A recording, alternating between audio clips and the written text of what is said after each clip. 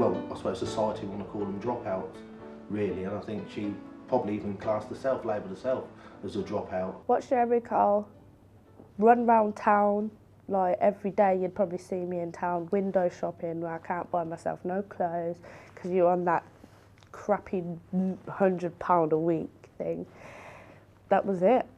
Just go out with my friends, sleep until God knows when, watch Jeremy Cole and go in town.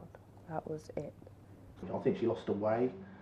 I think she got herself into like a little rut, which I can't really blame her in 100%, but I think it was, she had so many knockbacks, and then it wasn't a case of just letting Chanelle go out there and try and find work herself. We used to try and encourage her a lot, and even taking her to a lot of places where sometimes we'd take her to places where she'd go in and she'd probably be back out within 3 minutes. Kept on getting like, it felt to me it was like, here comes Chanelle, say no. But I don't know if it's how, it probably was how I carried myself, but I didn't realise it at the time.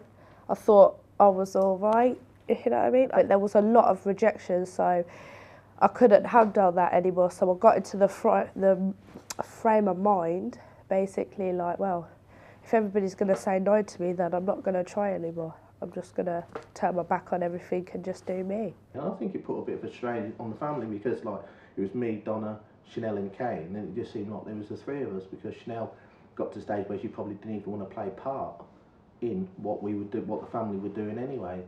And I think that was just down, it was a knock-on effect from work or trying to find a job anyway. The turning point is when Amy mentioned to my stepmom and my dad about Apprentice Supermarket, and then that's when I sort of, my dad thought, you know what, Chanelle, I don't care. Like he said to me, he goes, Chanelle, if I have to pay for a taxi for you to get there and back every day, I will. Looking as an employer to employ an individual, you probably wouldn't have, because she came in with the attitude and the street edge and the street talk and the street slang. And yet inside there's a lovely young girl who obviously wants to express herself and become a lady. I wanted a job as well as much, but I think obviously my stepmom and my dad really wanted me to get a job because, to be fair, it don't look nice just sitting there as a bum all the time. To be fair, like, and all my friends like, oh yeah, I'm going on holiday, and I'm like, yeah, well, I'm staying in Northampton with my 50 quid. Like, no. 2:30 on the Friday, I said, look, come on, we'll have a chat. And I said, right, you're in. And I've never seen somebody run around the office. And then she rang her mother, and then she started crying, and then she came in, and then her parents spoke to me and said, thank you very much for giving the opportunity to my daughter. So it probably meant the world to her. It was unbelievable. It was. I mean, she rang me. We were thinking that she was going to know a couple of days before, but then the day that it did come and she did find out that it was, yes, I am going to be kept on. I can't remember what it was, but I know that once Chanelle rang me, I was like over the moon. I was made up as if it was me having a job for the first time. Donna started crying. I told Chanelle for probably, I haven't said it in a long while, how proud I was of her. And then Chanelle was even crying, telling me that's all she really wanted to hear me say, that I was really proud of her. Like, he'll do anything for me now, like where before, it'd be like, well, Chanelle, I'm not going to just drop it into your lap because you're not really earned it or you're not showing me anything. I don't really like sitting on sofas. I don't even watch telly anymore. That's how different, where I've been used to 3 solid years of sitting down watching telly. Then when I get home from work, make something to eat, I'll probably drag out my work clothes, have a wash and I'm gone to bed. I'm in bed by 8:30. I can't be bothered anymore, I'm tired.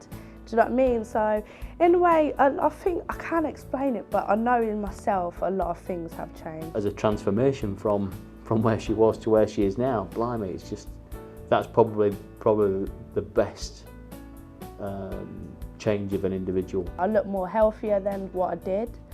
I dress more nicer than what I did. I'm not saying I look like a tramp, but it was more tracksuit bottoms, trainers. Like, I'd never, because I didn't feel nice and right in myself, it's shown, if you know what I mean.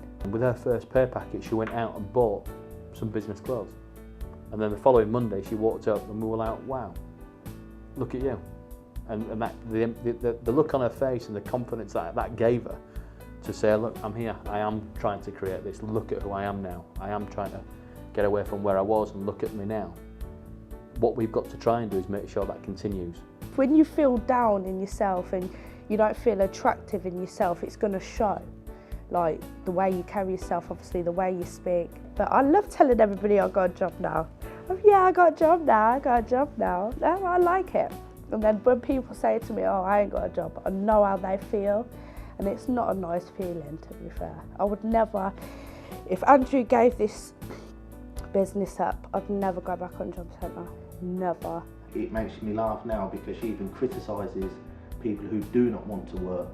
Now she has got herself into a little motion. I am putting something back into society now where last year I wasn't. I was just sponging off society. But now I'm actually getting up, do you know what I mean, paying whatever I've got to pay, feel grown up enough to think, you know what, I'm actually putting something back as they keep on taking. And if it weren't for this job, then I'd probably still be back where I was last year, I suppose. Real tough. All I hope for is that feeling, that work ethic that she had with the boot camp, and that feeling that she had when she achieved the first stage of her career path. I want that to then continue. Whether it will, I don't know. I hope it will, but that's down to Chanelle herself.